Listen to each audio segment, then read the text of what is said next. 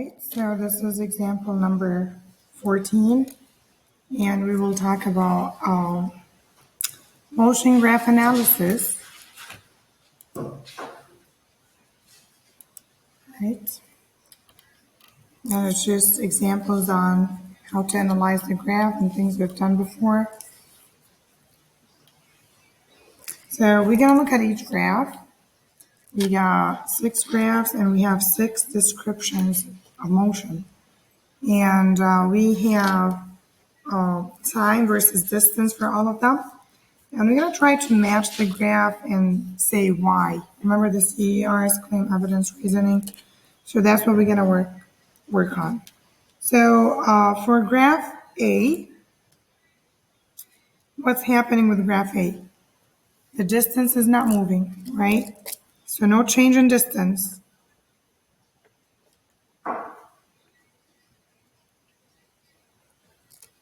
When there's no change in distance, that means this is at rest, which means the object is not moving.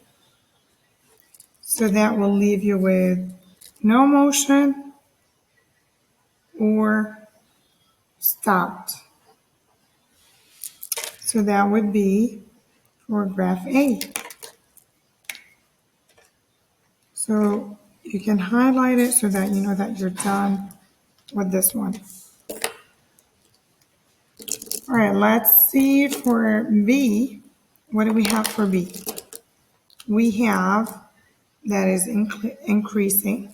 So as the time is increasing, the distance is increasing, and that is steep. The slope is steep. How do I know? Because it's close to the y-axis, which in this case is your distance. All right, so we automatically now know that this is speeding or going on a constant speed, high rate of speed. Constant high rate of speed. And if we look here, that would be 2.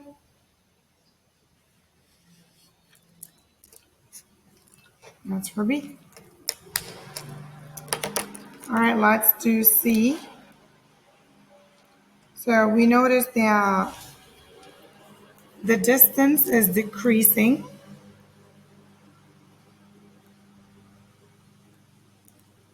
So in other words, it's going back to its time 0 and distance 0, because as the distance is decreasing, that means we're going back to the original location. So that means the distance is decreasing as time goes on. So in other words, we can say this is moving backwards.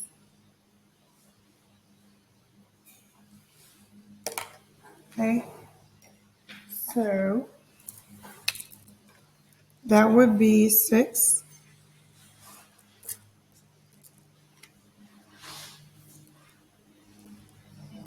All right, let's see for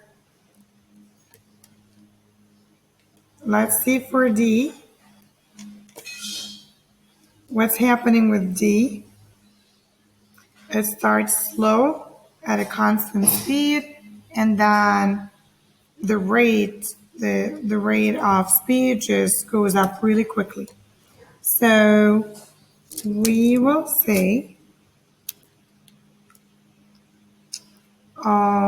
for D, the line starts off slow.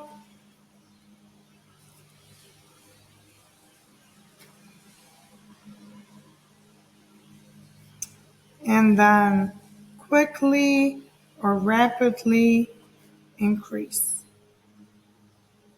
So it started slow, and then all of the sudden it just went up. So that would match. So So there was an acceleration, change in speed, right? All right, for E, it starts actually the opposite of this, which starts really fast and then started going at a constant speed. So when things change in speed, we call this acceleration, but since it started high speed and then it slowed down, that means there is a negative acceleration. And that would be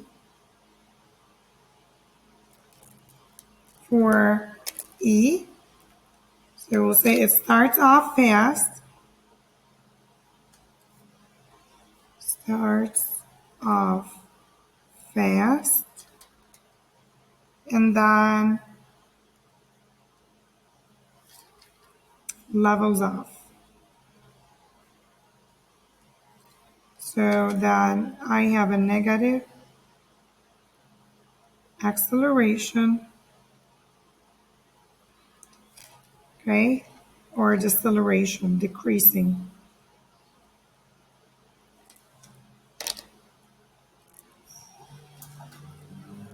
So that would be for 4.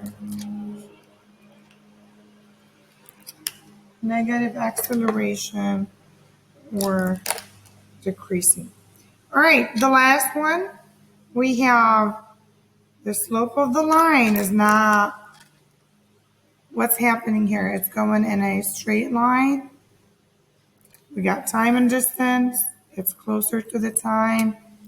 It's far away from the distance, which means it's going at a constant rate, but it's not as fast because it's taking longer time to reach to the destination. So the slope is not steep. And we can say it's closer, the line is closer to the x-axis. But we know that it's going at a constant speed because it's in a straight line. And this will match 3, which is a low rate of speed. And this would be the one for F. So remember that we're talking about a distance versus time graph, right? That's motion graph analysis, distance versus time. Now let's do motion graph analysis example 15. And this time we're gonna do time versus speed. So here, let me go back to this. Distance versus time, what does this give you? So when we say distance,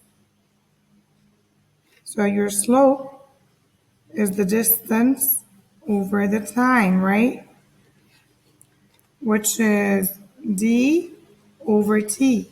And I know that d over t would give you your v. So the slope for each one of them is giving you the speed of the object in motion. So v equal d over t equal slope.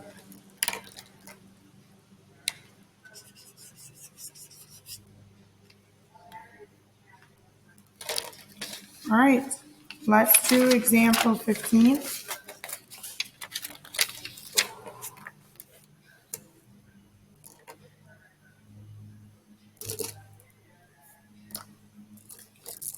Example 15, and it's again motion graph analysis.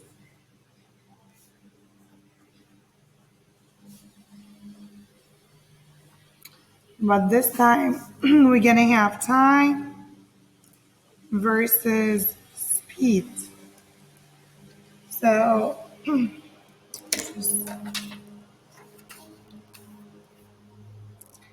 you guys can just, plot the graph in your notebook. But I'm just gonna glue this one here. All right, so we're gonna see what's happening in each graph. So what do you know about the first one? So for the first one, we have, remember this is time and speed, not distance. So we have a constant speed.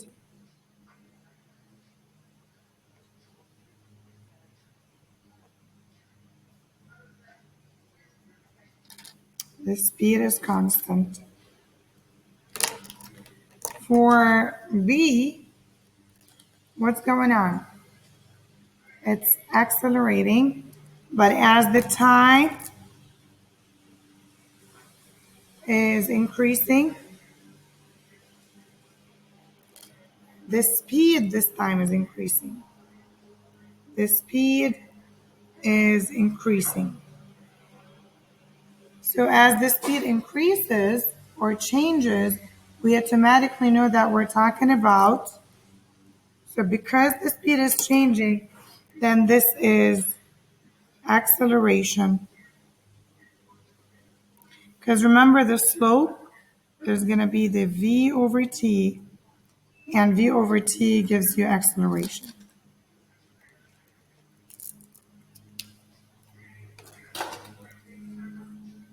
All right, let's do C. What's happening with C? So as the time, when the time was 0, we had the highest speed. And then as the time started increasing, the speed started decreasing. So speed decreasing as time increasing. So when there is a decrease in the speed, again, I have a negative acceleration here. So let's try, we have a negative acceleration.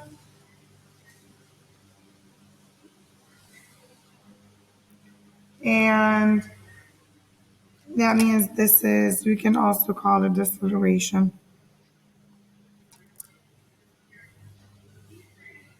Okay. Now what about graph D? There's nothing in here. That means there is no speed. When there is no speed, we know there is no motion. Okay? That's how to analyze the graph. And remember, you probably might be asked to do CERs. So you just write what we wrote, but in more detail. All right, let's do example 16.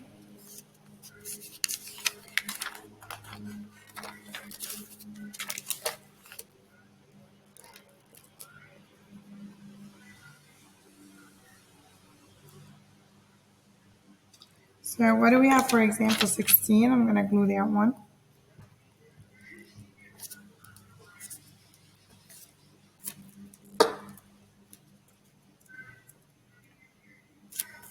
So this is time in seconds, and we have, this one should be distance here.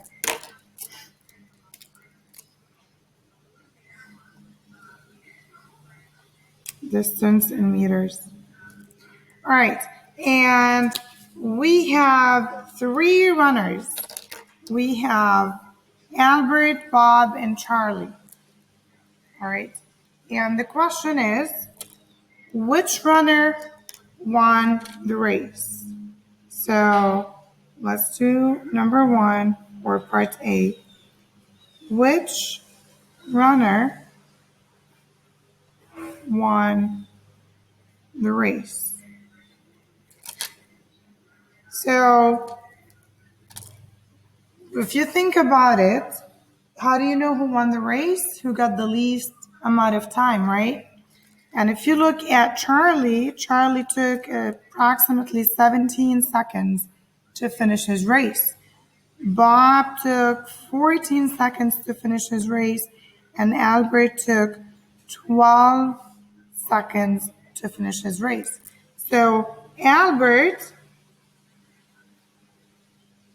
finished the race in 15 seconds. I'm sorry, 12. Bob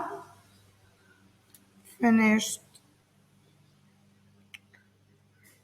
in 14 seconds, while as Charlie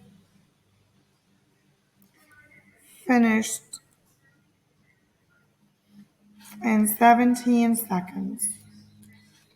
So now I know that Albert and they all ran 100 meters because they all stopped here. All right. So in other words, now we can say Albert is the winner. Albert is the winner. So this is Albert.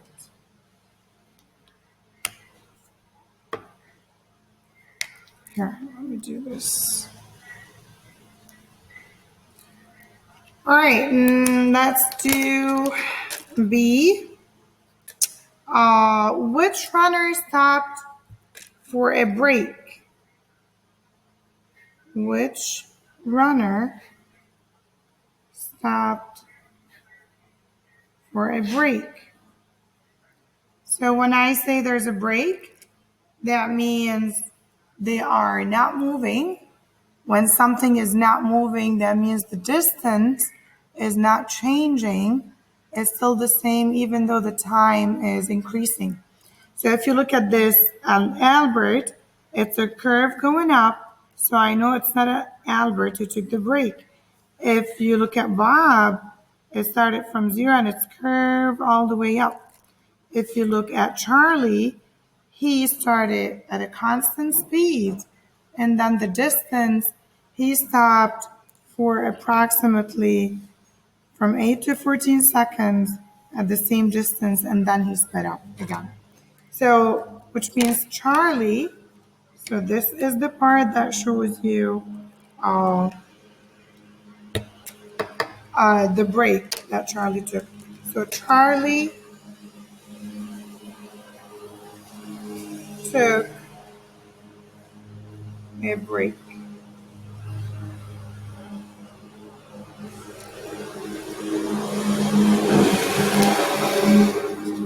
All right. Let's do C. How long was the stop? How long was the stop? So if you look at this, he stopped at when the time was 8 seconds up until 13 seconds. Look. So from 8 seconds to 13 seconds, if you look at it, it's right here. So which means, so he stopped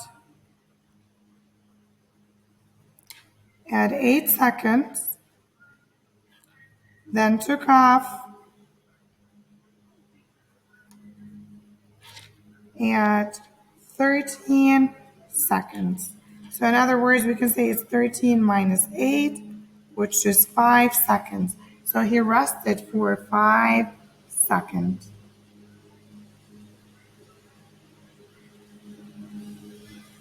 All right, now the question would be, let's calculate the speed of each runner, the average speed of each runner.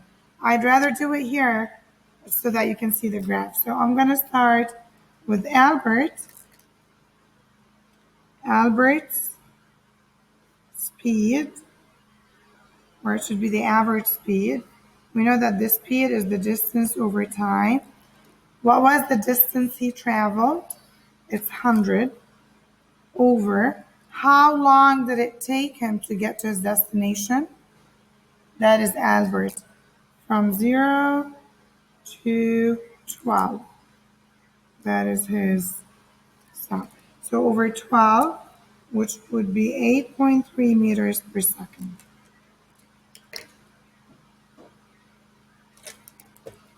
All right, let's see Bob. How long did it take Bob's average speed? And that will be V equal D over T, which is, again, the distance traveled is 100 meters over, it took Bob 14 seconds. And that would be 7.14 meters per second. So that is Bob.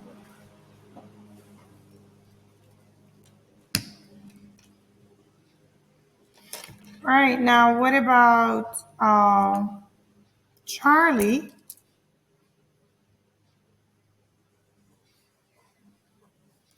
Charlie's average speed, same thing, that is V equal D over T, which is the distance traveled, 100 over time it took Charlie from here to there, 17 seconds to get to his destination. And that would be 5.88 meters per second. Okay, which makes sense that the fastest one was Albert, and then Bob, and then Charlie. All right, that was example 16. We're probably gonna do one more example about motion graph analysis. And yeah, that would be us wrapping up the classwork on motion graph analysis. So let's do example 17.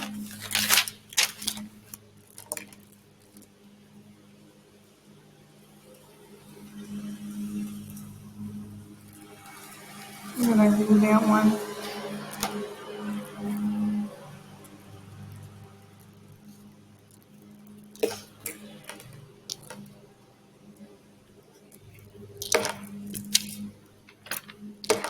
All right, motion graph analysis.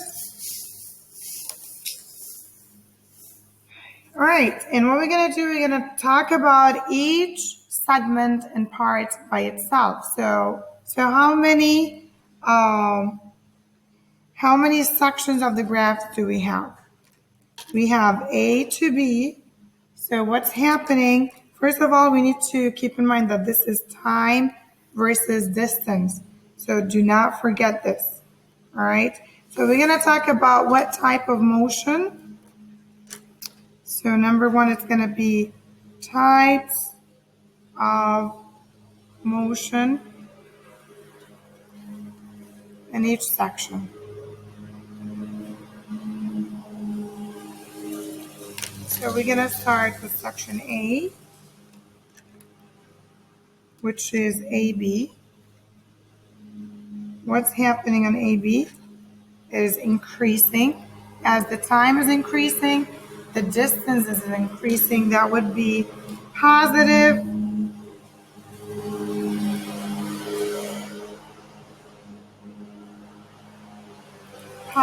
acceleration. That is AB. All right, look at BC now. What's happening with, let's see if this is too light.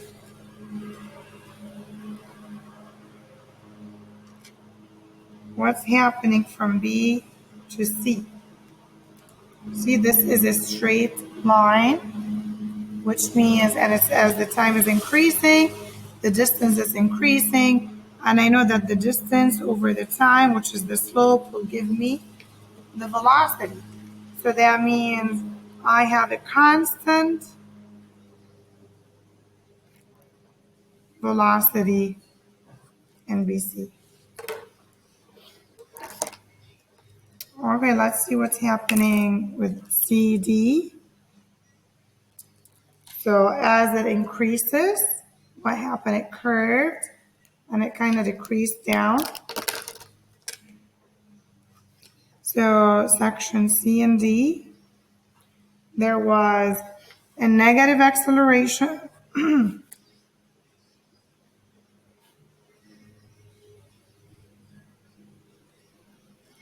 There was a negative acceleration. Okay, and then let's see what happened with DE.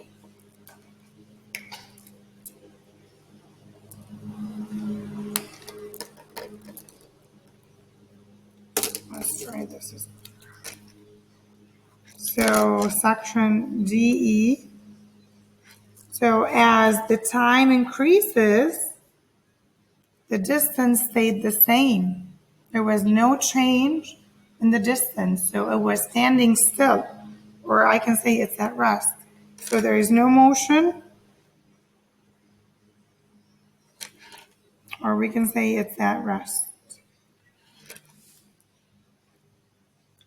All right, let's do the last section, and that is EF. So if you look at EF, again, it's not curvy, it's a straight line, and that straight line is increasing. Let's see if the yellow is going to show.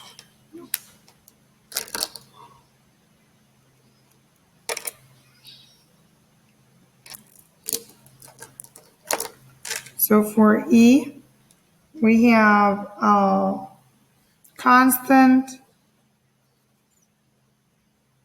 EF, that would give me constant velocity.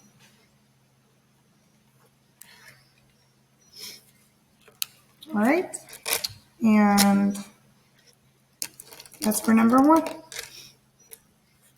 Let's do number two. Between which two letters is the rate of speed fastest? Between which two letters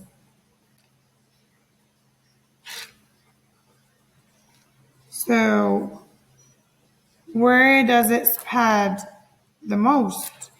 If you look at it, so you can see AB,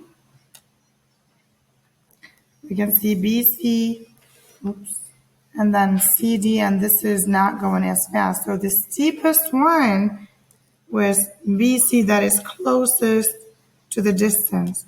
That's how I know that BC, so line BC slope is the steepest and covers, look, it started from almost 11 and it stopped at probably 44, and covers the most distance in from 5 to 10, which would be 5 seconds.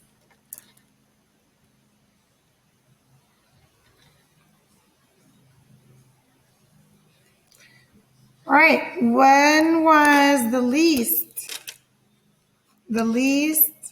amount of distance covered? So least distance covered, that is DE, because there was no distance change.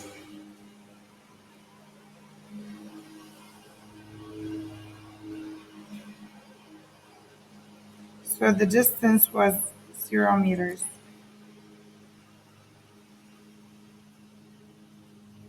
All right, we're going to talk about, now we're going to identify what's happening in the motion of CD. What's happening in CD? That's going to be number 4. So you're going to write C, what's happening between C and D, and you're going to use, of course, CER. So we talked about this, that the line starts, which one did we say? CD. All right, so it starts, it was straight, it curved up a little bit, and then it started to slow down again. All right, so that's what we're gonna say. We're gonna say there was deceleration.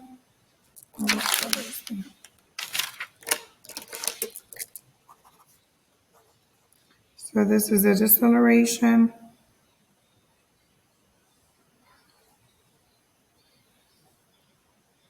And the line starts to level off, indicating it slows down.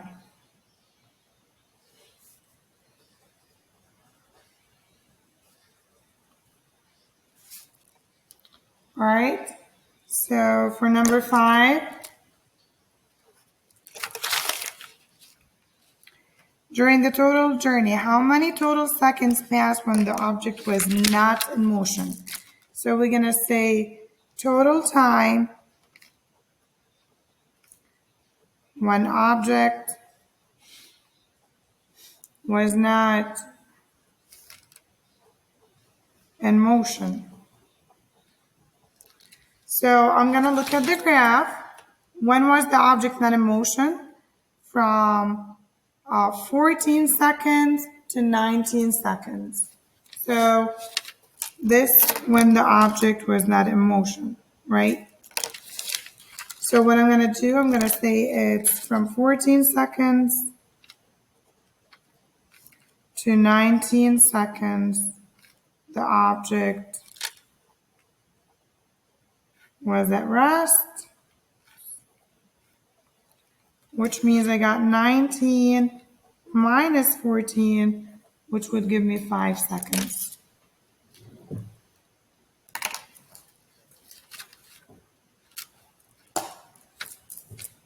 All right, number 6.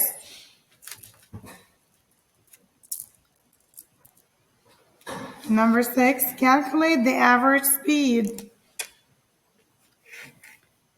So we're looking for the average speed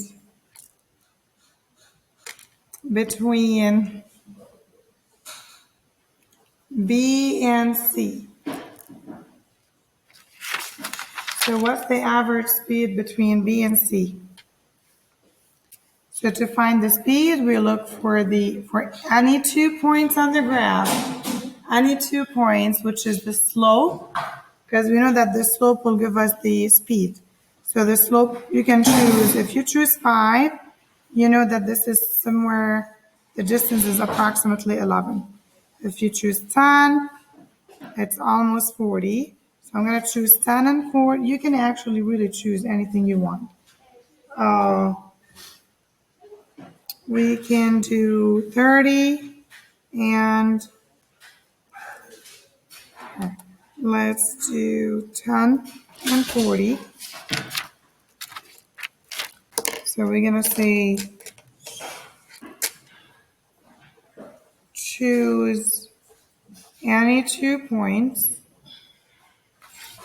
and you can do 10 and 40, and we can do 8 and 30. So the slope is going to be your rise over run, which is the V over, which is the distance over the time, which will give you the V. So we're going to do 40 minus 30 over 8 minus 10.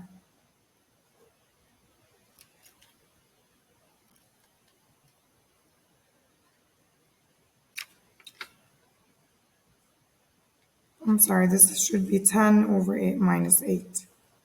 How do I know? Because they have to match up. So this is 1, 1, 2, 2. All right.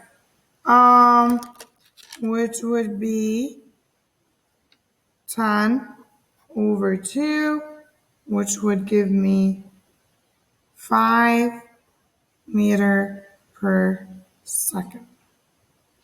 So the velocity is 5 meters per second. Sorry.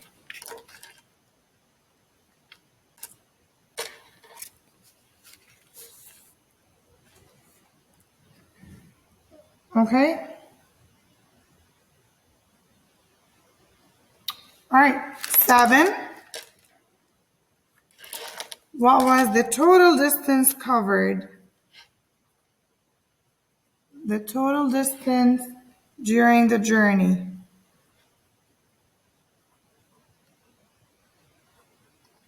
So if you look at the graph, the total distance, so I'm looking at this, right? It started here from 0 and it went all the way to point F because that was the final destination. And this is approximately in between the 60 and the 50. So I would say it is 55 meters.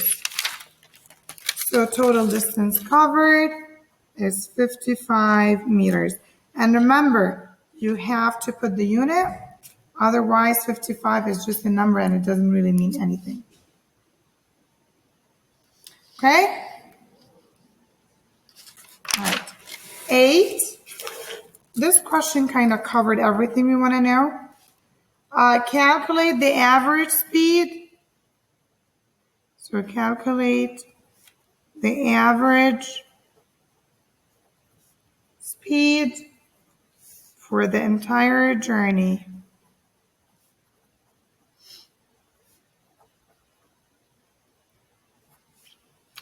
So we're talking about point A to F. So we know that the speed, when we talk about speed, we're saying V equal to the distance over time, average speed. That means we're looking for the total distance, and the total distance we agreed that is 55 over the total time, and the time traveled is 24 seconds. Okay, so here I'm going to write total distance traveled is 55 meters, and then we got total time traveled is 24 seconds. So I can now say that the average velocity or speed is 55 over 24. And remember, this is meters, this is seconds, which is 2.29 meter per second. That would be your average speed. Okay? So that's pretty much the lesson or the examples on motion graph analysis. Make sure you always use your CERs wisely. Just look at the graph, analyze it, try to make connections of what you know in math and physics and in real life. Because really physics makes a lot of sense. So